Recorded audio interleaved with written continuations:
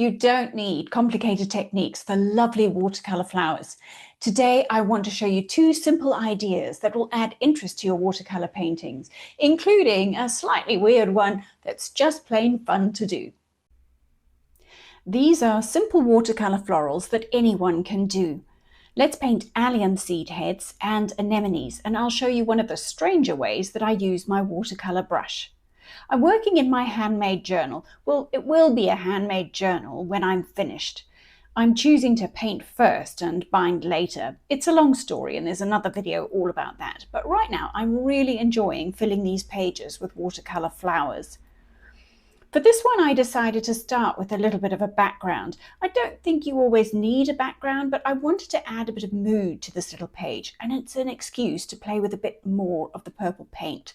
So I started by taping up a border and putting in a bit of clear water. That's so that the paint is going to spread out rather nicely. I'm going to create a sort of a vignette effect in the border. So that means I'm going to have the edges darker and the middle lighter where my subject is going to be.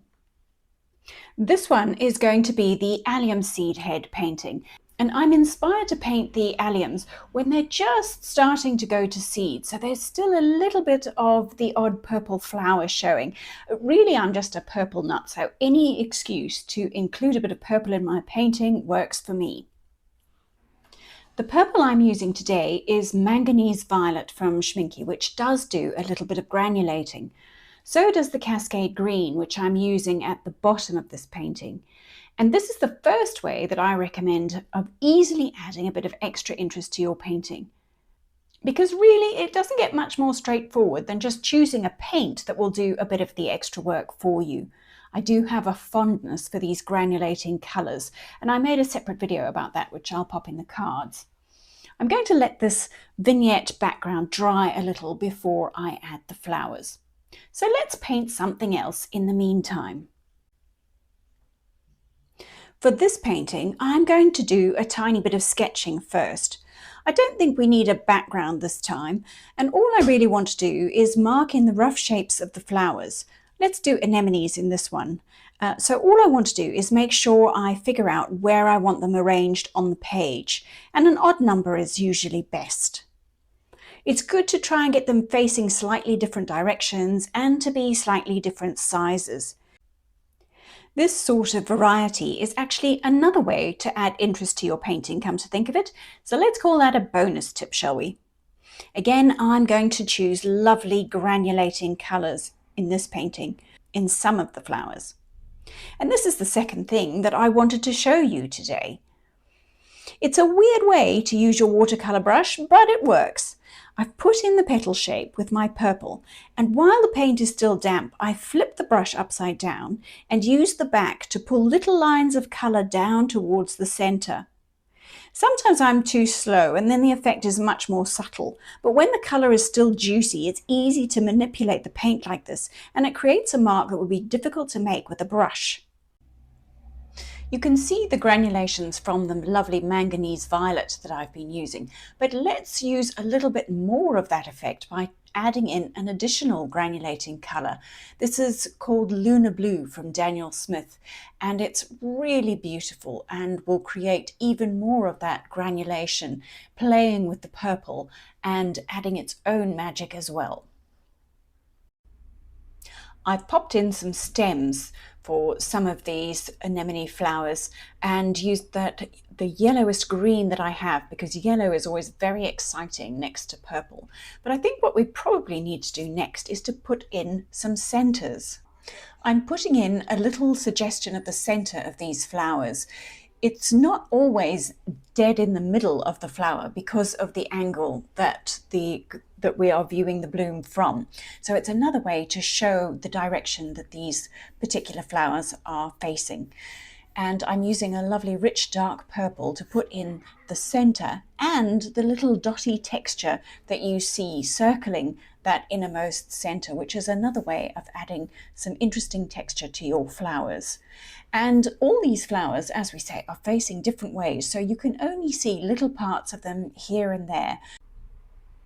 Now I could leave it just like this with no background, but I think I would like to add a suggestion of greenery. And I am going to emphasize the suggestion here. I'm certainly not going to try and paint every leaf. So I've started with a bit of clean water just to make sure that my paint's going to move. And now I'm going to work from light to dark, because we know in watercolor we can always add a darker color over the top, but not the other way around because of the transparency. And I'm just going to let the tip of my brush dance around these slightly damp bit of the page, because the the leaves of the anemones tend to be kind of feathery and lacy. So I know that my brush will suggest that rather beautifully all on its own if I just use the tip and put in little marks and suggestions of color and make sure I'm using the very tippy tip sometimes to create feathery edges. So I think we've put in all the sunny, lemony parts now, and it's time to add a little bit more greenery. So I've chosen a nice dark muted green, and I'm going to do similar sort of marks over the yellow. And I know because it's all still damp, they're going to soften into each other and blend on the paper rather beautifully. And this is my chance again to really be thinking about the sort of feathery, lacy fronds that you see underneath these anemone blooms. And I can use the edge of my brush with the dark colour to actually bring out the stem. That's a little bit of negative painting to help me suggest some of the stems in some places. One of the things I can seldom resist when I'm painting a floral is adding a little bit of splatter, because this always gives me such a lively feeling, and that's exactly what I want to show in my floral paintings. It reminds me of pollen and movement and wind, and I just love the sense of movement that the splatter creates. It's also a lovely way of bringing the colours from the subject into the background in a very subtle way. And speaking of incorporating subject colours in the background, I think one of the other things that would be a good idea is to take some of that lunar blue and put it into the green sections.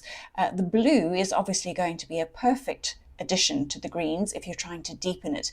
And the lunar blue is that lovely, deep, muted tone of blue that is going to work rather well. So it's going to tick quite a few boxes here. It's going to add a bit of texture, it's going to emphasize the depth, and it's going to give us a bit more variety in the greens. And again, it's a chance to do a little bit of negative painting if you choose to.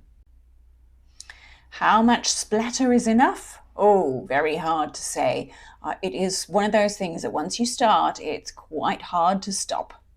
But maybe we can call that one done. Now, what about our allium seed heads? As I said, I want to put some of those allium seed heads that are just starting to turn to seed into the middle of this little border that is now dry. So I'm starting with juicy paint to suggest where the center of the head will be, and then I want to use one swift stroke of the brush to suggest the stem. I've chosen the Cascade Green that I put in the border, and that is a lovely color that is so interesting. And as you can see, I've turned my brush over and I'm using that same technique of using the back of the brush to drag the color out. I'm going to paint some of the seeds, and it's just a simple matter of putting in little circles of color all around that seed head. I want to make sure I put smaller marks as they go further away from the center and further away from the viewer. And I also want to make sure that I use some slightly different colors. So I've used the Cascade Green, but I also want to use that yellow green so that it's giving us some of these, the lighter color, especially because the seeds, as they start to get older, they obviously get paler and paler. So I'm going to use that yellow green to suggest some of that. And I'm making sure that the paint is all still wet while I'm doing this. One, because it's going to blend together, and two, because I really need it to still be damp so that my back of the brush technique works. This time I'm dragging from the seed back towards the center.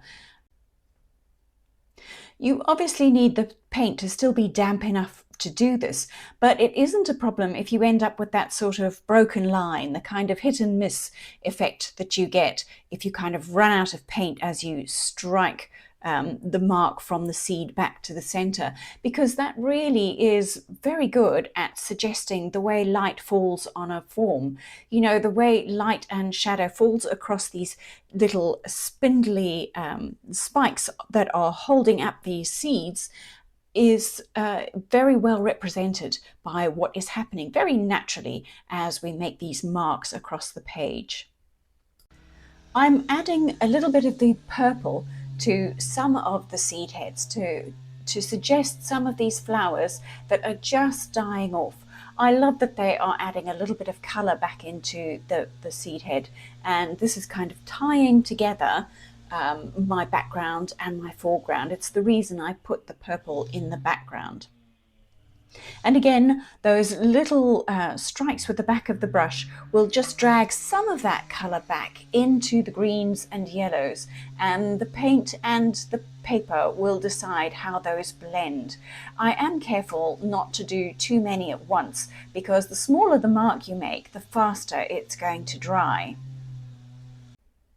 Watercolour lightens as it dries, and between that and the fact that I used all the colour in the centre to kind of drag outwards to create the seed head means that that centre isn't quite as dark as I'd like. So I'm just going to add a little bit more rich colour in there to make sure that that has the depth that I want it to have, to really make it suggest the centre of that seed head.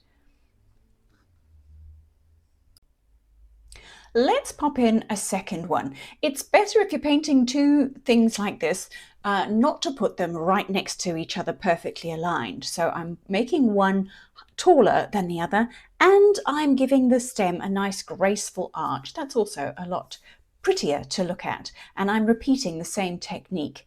Now, if you're wondering whether you should be using another tool, something a bit sharper, to create these marks, it is possible. You could use something like a toothpick, but I would actually advise against that in this particular instance.